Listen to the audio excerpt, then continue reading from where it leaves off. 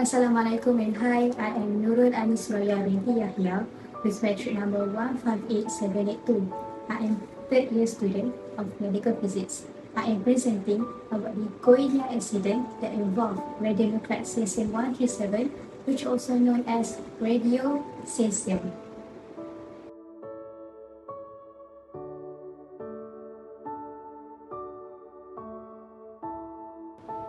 Race speakers Wagner and Roberto search through staff in an abandoned downtown clinic in search of any valuable item. At the site, they find an abandoned machine made of steel and lead. As they hit the jackpot, they carry the device to Roberto's house and begin to dismantle it in order to sell the pieces separately. Little did they know of the nightmare about to come. The before-mentioned clinic had been used by the Radiotherapy Institute of Goiania, which specialized in cancer treatments. The clinic had been shut down 2 years earlier in 1985 by a radiotherapy device for treatment that used ionizing radiation, as it has enough energy to change the structure of atoms. Tearing off one or more of its electrons ended up being left behind. They just forgot it there as if it were an old projector. 2 days after started doing that, Wagner and Roberto were already suffering from nausea, dizziness, and diarrhea. They had no idea that the radiotherapy device was largely responsible for causing all these symptoms, so they continued to poke around in it. After 5 days in contact with the device, they sold what was left of it all to Dubai, the owner of Shanghai University. He immediately sent 2 of his employees, Israel and Anderson, to finish the machine in search of valuable parts. Inside the device, they found a capsule with 92 grams of a white powder similar to ordinary table salt that glow bluish in the dark. Enchanted by the object brightness, Levi made the worst imaginable decision. He took the substance home in order to show it to his wife, Maria Gabriela. And the story only get worse. Soon, neighbors and friends started visiting just to see this shiny capsule from close. One of these people was Levi's brother, Ivo, who took some of the dust and took it home. During dinner, he introduced the peculiar object to his family.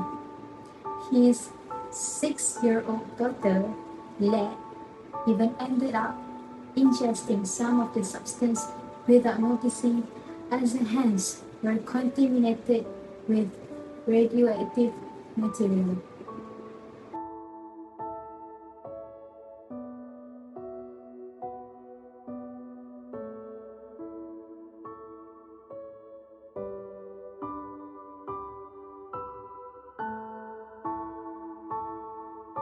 Maria Gabriela, Levi's wife, becomes suspicious that the substance had something to do with these problems and took the capsule to the head surveillance.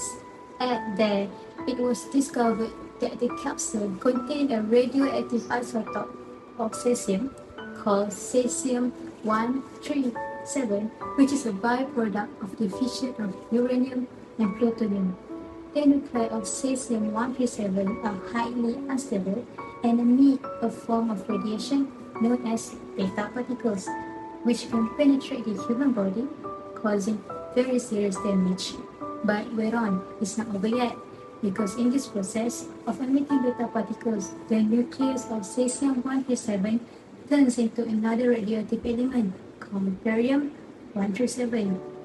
This element emits gamma rays which are even more harmful because they go through a person's body completely, causing irreparable damage. The scientists first analyzed showed that both the junkyard and the area of Levi's house has extremely high levels of radiation. But as Levi had given samples of the cesium, to other people. This radiation spread through the city and 7 areas of Goiania that had to be evacuated. To worsen it all, the government hid the cause of the accident. More than 212,000 people were taken into the Olympic Stadium, where they were screened without even receiving an exact explanation of what was happening. This monitoring showed that 129 residents of Goiania were seriously contaminated.